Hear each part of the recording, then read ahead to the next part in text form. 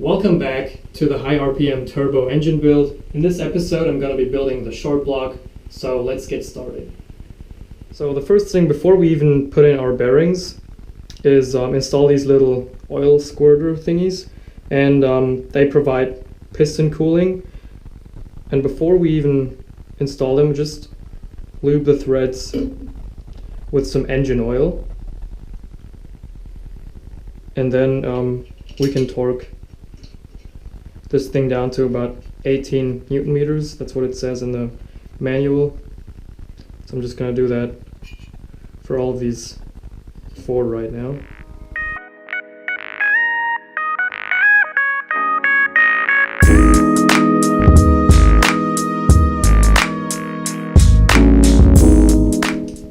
Okay, now torque wrench, 18 Newton meters.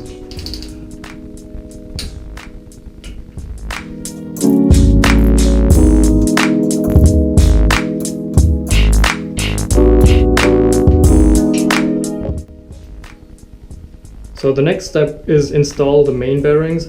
I go with ACL race bearings. These are the oversized ones because my crank has been machined down. Just pay attention. There's obviously 10 bearings, 5 lower halves and 5 upper halves for the mains, and there is 5 of these and also 5 of these, and obviously the ones that have this little hole for the oil supply, they go in the lower half here. So the 5, they look like this with the groove. We're gonna install them right now in here, and these, they come on the main caps later.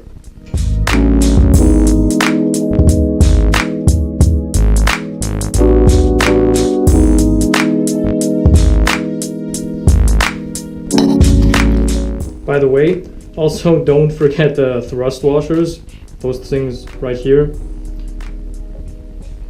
They go in on the 4th bearing for the crank.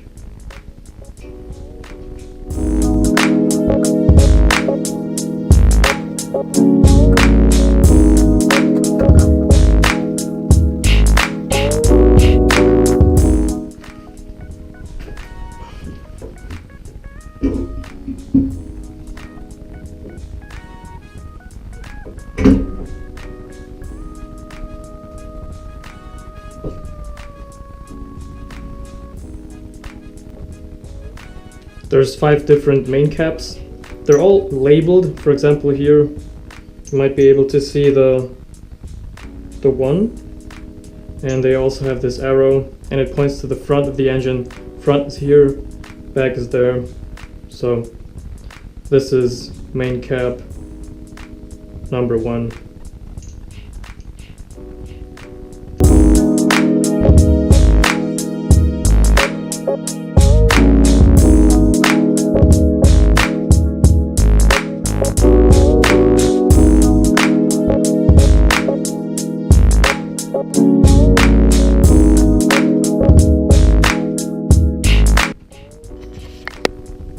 The main caps, they get a torque of 58 Newton meters, and they should be torqued in a sequence and also in 3 steps. So I'm just gonna start with 20 Newton meters and then work my way all up top to the 58.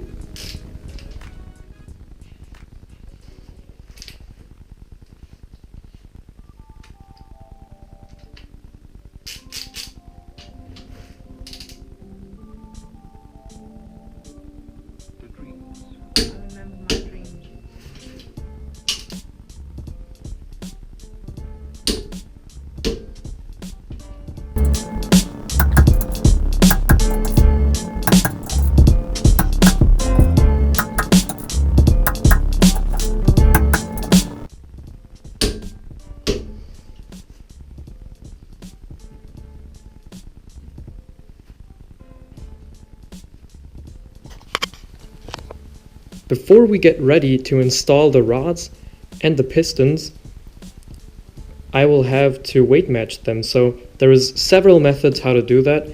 I'm just gonna do it in a very simple manner. So I'm gonna weigh each rod and each piston and wrist pin combo, and the wrist pins, by the way, are always matched to the pistons, so I shouldn't swap this and that wrist pin, so this pin belongs to piston number 4.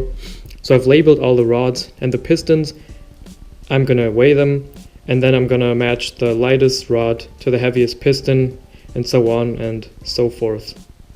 Before this video gets too long, I've already measured all the weights that I need, and in the end, the lightest rod that I have is rod number 4, which weighs 489.1 grams, and the heaviest rod that I have is rod number 1, which weighs 489.4 grams. And to match it with the proper pistons, the heaviest piston and wrist pin combo that I had was number 4 at 396 grams, and the lightest piston that's going to match with rod number 1 was piston number 2, which weighs 395.6 grams. Of course, I measured the weight multiple times to get an average. I just did that for you to show you how it can be done. As I already said, there are so many different methods.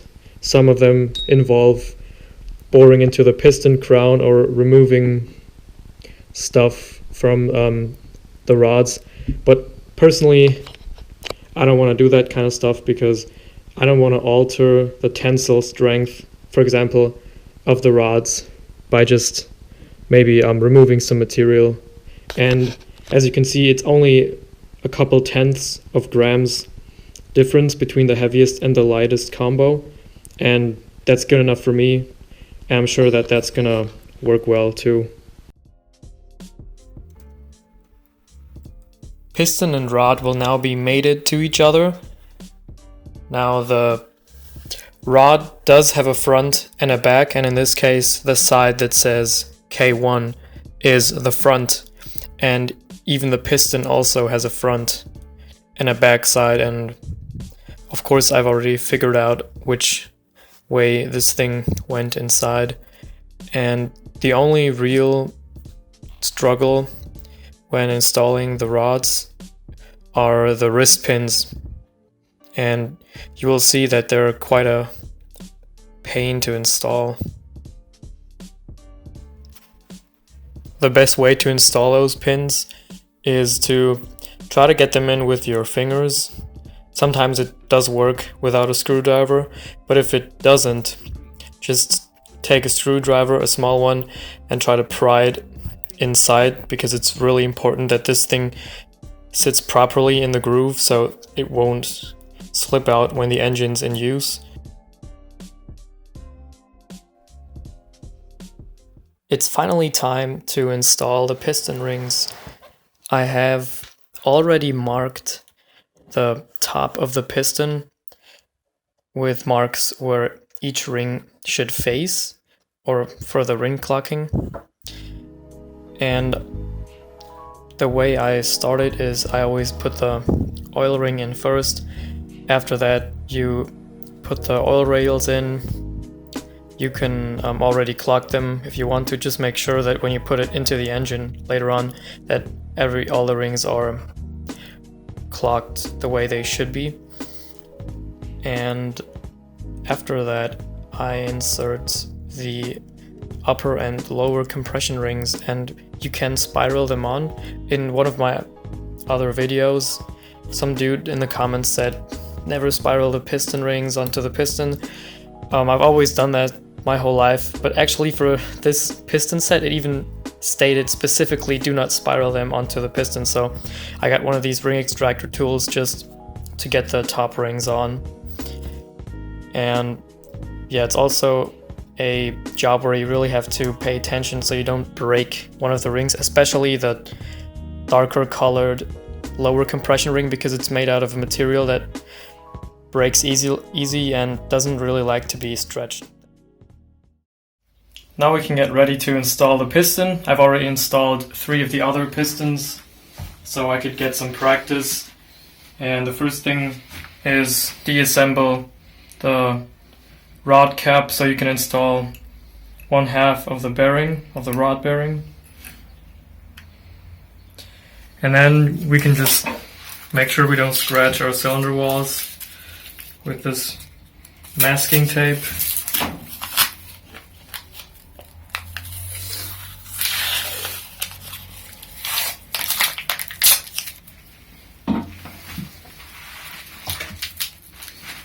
Just like this, so nothing's gonna happen. For these piston rings, you can see this picture right here, and basically you can just see where all the piston rings have to be. This is engine front, so I've marked where, for example, my top ring, my lower compression ring, the oil rails, and also the oil ring should be. So I'm now just gonna locate them. Now we can get ready to lube everything up.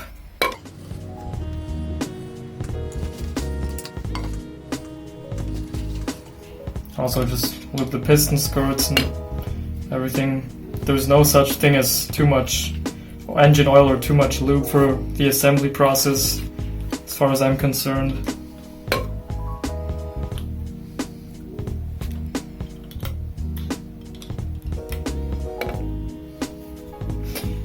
Okay, now we can just set the piston into the bore so we can get some time. Wash my hands.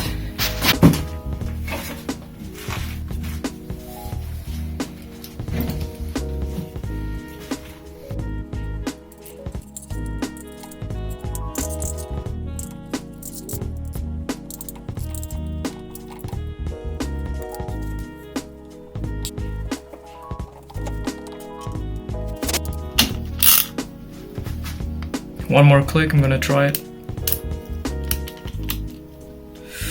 Okay. We'll get our hammer.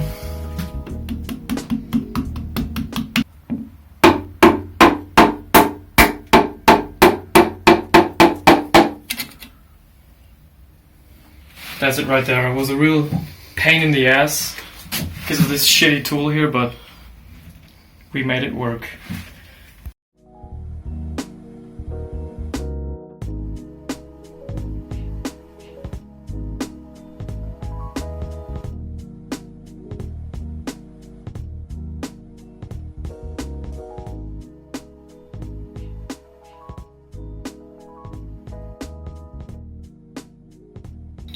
Okay, we can now put the bearing on the rod cap. The rod bearings, they all look the same. And now one thing that is really important when you're putting on the rod bearings is that you don't put them on the wrong side. For example, these rods, they have a mark here or a number, so this number goes to this side. So this way would be wrong. It has to be put in this way. It's very important, otherwise your engine probably won't even turn over. Now we need this ARP assembly loop here for the correct torque, so we gotta loop the threads of these bolts.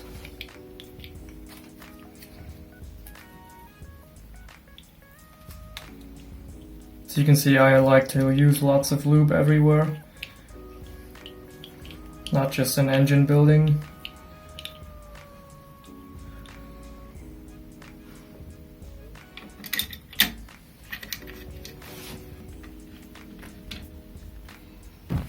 Okay, these rod bolts, they have to be torqued with 34 Newton meters or about 25 foot-pounds, and then also they get 55 angles of degrees additionally. So I'm not going to just torque them to the specified 34 Newton meters, and then they will get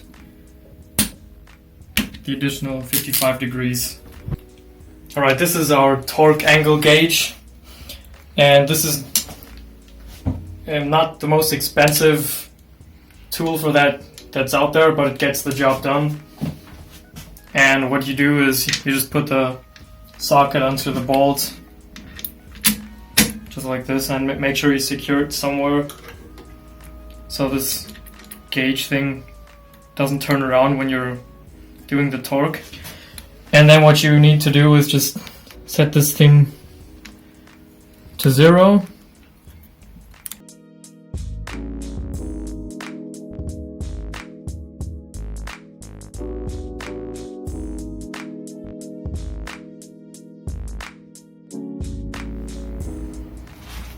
Okay, now all the pistons and all the rods are in, everything's torqued. So this is the whole short block assembly. I've put the main bolt in the crank so we can turn it and see what it looks like.